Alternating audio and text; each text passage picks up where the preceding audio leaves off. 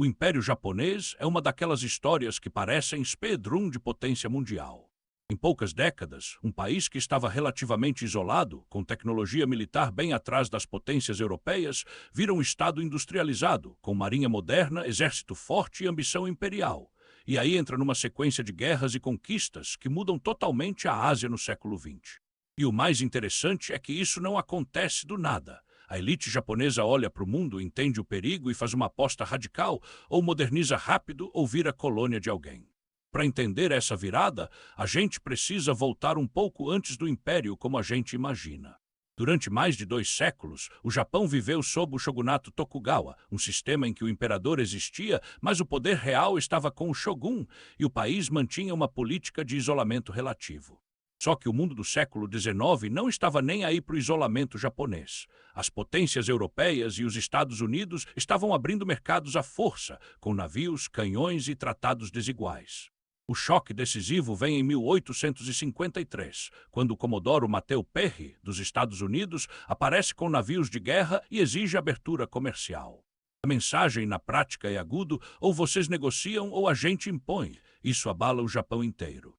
Parte da elite japonesa entende que, se o país continuar do jeito que está, vai acontecer com ele o que estava acontecendo com a China naquele período: pressão externa, perda de soberania, humilhação diplomática. E aí acontece uma revolução interna que muda tudo, a restauração Meiji em 1868. Esse é um marco gigantesco. O Japão reorganiza o Estado, recentraliza o poder em torno do imperador, pelo menos simbolicamente, e começa um projeto agressivo de modernização.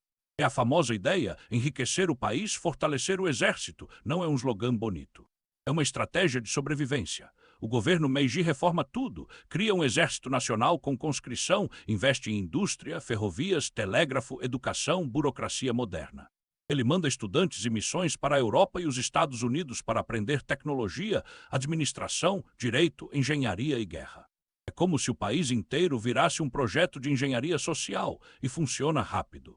Só que modernizar é só metade do caminho. A outra metade é o que vai definir o Império Japonês. O Japão decide que não basta sobreviver. Ele precisa entrar no jogo das potências, e o jogo das potências naquele tempo era império. Era influência, controle de rotas, acesso a recursos e projeção militar. O primeiro grande passo imperial do Japão é na direção mais óbvia: a Coreia, que fica ali do lado e sempre foi estratégica. Mas antes de chegar nela de vez, o Japão bate de frente com a China, que até então tinha muita influência na península. Isso explode na Primeira Guerra Sino-Japonesa em 1894-1895. O Japão vence, e essa vitória é um choque mundial. A China era vista como gigante civilizacional, e um Japão modernizado derrotar a China mostra que o eixo de poder na Ásia está mudando. O resultado formal vem com o Tratado de Shimonoseki em 1895. O Japão ganha Taiwan e amplia a influência regional. E com isso começa a surgir a sensação: ok, a modernização deu certo, então dá para ir além. Logo depois, o Japão esbarra no maior problema de todo o império emergente: as potências antigas não querem dividir espaço. E aí entra a Rússia, que também tinha ambições no Nordeste Asiático e interesse em portos estratégicos. O choque vira a Guerra Russo-Japonesa em 1904-1905. O Japão vence de novo, e isso é ainda mais absurdo para a época: uma potência asiática derrotando uma potência europeia em guerra moderna. A vitória japonesa, consolidada no Tratado de Portsmouth em 1905, é um terremoto geopolítico e psicológico. Para muitos movimentos anticoloniais e nacionalistas no mundo, isso vira um símbolo: dá para derrotar europeu. E agora, com confiança e poder, o Japão dá o passo que praticamente sela sua trajetória imperial. Em 1910, ele anexa formalmente a Coreia. A partir daí, o Império Japonês não é mais influência, é domínio direto. E esse domínio foi duro, com políticas de controle, assimilação cultural, exploração econômica e repressão, um capítulo doloroso na história coreana. Quando chega a Primeira Guerra Mundial, 1914-1918, o Japão entra do lado dos aliados e aproveita para expandir posições no Pacífico e na Ásia, tomando territórios e influência onde a Alemanha tinha presença. É aquela velha lógica imperial: guerra global é oportunidade local. O Japão sai do pós-guerra mais forte, com mais prestígio e mais espaço. Só que aí vem a parte que explica o motor do Império Japonês: recursos. O Japão industrializa rápido, mas tem uma limitação geográfica brutal. Não tem petróleo suficiente, não tem algumas matérias-primas estratégicas em quantidade para sustentar uma grande indústria militar. E quando um país industrializado não tem recursos, ele tem três opções: comprar, negociar influência ou conquistar. E a terceira opção é a que vai crescendo no Japão, especialmente quando o mundo entra em crise econômica e política. Nos anos 1930, o Japão entra numa espiral de militarização.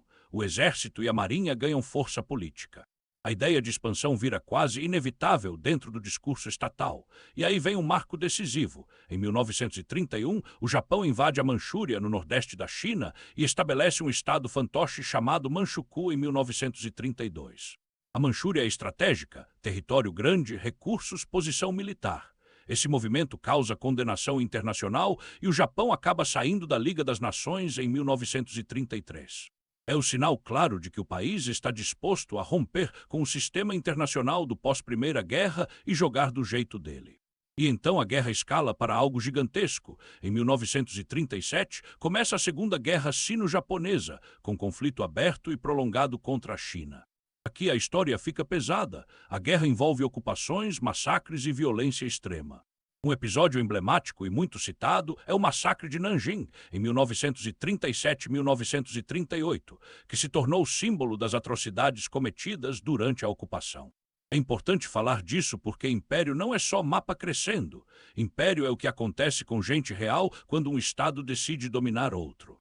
Nesse período, o Japão tenta consolidar um projeto de domínio regional que aparece em propaganda como esfera de coprosperidade da Grande Ásia Oriental.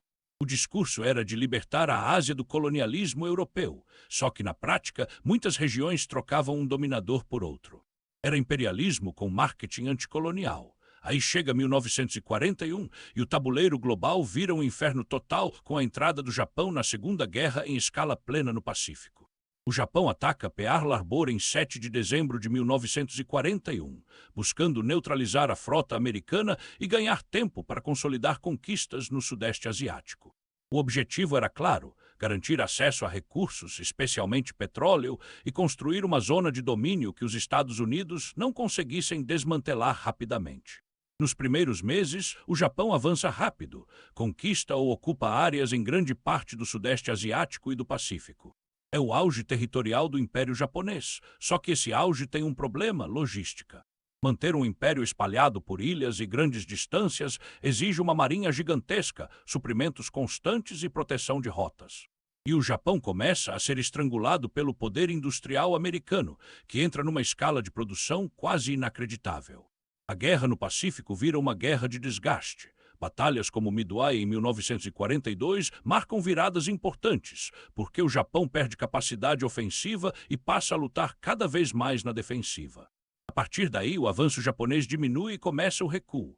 Conforme os anos passam, a situação japonesa piora: bloqueios navais, bombardeios, falta de combustível, cidades atingidas, população sofrendo. E aí vem o final brutal e decisivo. Em agosto de 1945, os Estados Unidos lançam bombas atômicas em Hiroshima, 6 de agosto, e Nagasaki, 9 de agosto. No mesmo mês, a União Soviética entra na guerra contra o Japão, atacando posições japonesas na Ásia continental. A pressão se torna insustentável. O Japão anuncia rendição em 15 de agosto de 1945 e o ato formal é assinado em 2 de setembro de 1945. O Império Japonês, como projeto militar expansionista, acaba ali. Em seguida vem a ocupação liderada pelos Estados Unidos, reformas políticas e uma nova Constituição em 1947. O Japão passa a existir de outra forma, potência econômica, não império militar. E aqui entra a reflexão final. O Império Japonês é um exemplo claro de como modernização pode ser usada para dois caminhos. Um caminho é o desenvolvimento interno e a segurança. O outro é a tentação imperial de resolver vulnerabilidades com conquista. O Japão entrou nessa tentação porque viu recursos como questão de sobrevivência e porque o sistema internacional da época premiava quem dominava território e rotas. Só que esse caminho gera guerra total, e no século XX, guerra total vira catástrofe. E o legado disso ainda é sentido hoje. Relações entre Japão, China e Coreias carregam memórias históricas desse período. Debates sobre responsabilidade, memória, reparações e narrativa continuam vivos porque impérios não acabam quando a bandeira cai. Eles continuam no trauma, na política e na identidade. Se você curtiu esse episódio, curta o vídeo e se inscreva no Filhos de Heródoto para continuar a série Impérios em 15 minutos. E no próximo você quer qual? Império Alemão e a disputa por poder na Europa? Ou a gente entra em um império diferente, tipo o Império Americano como influência global sem colônia formal?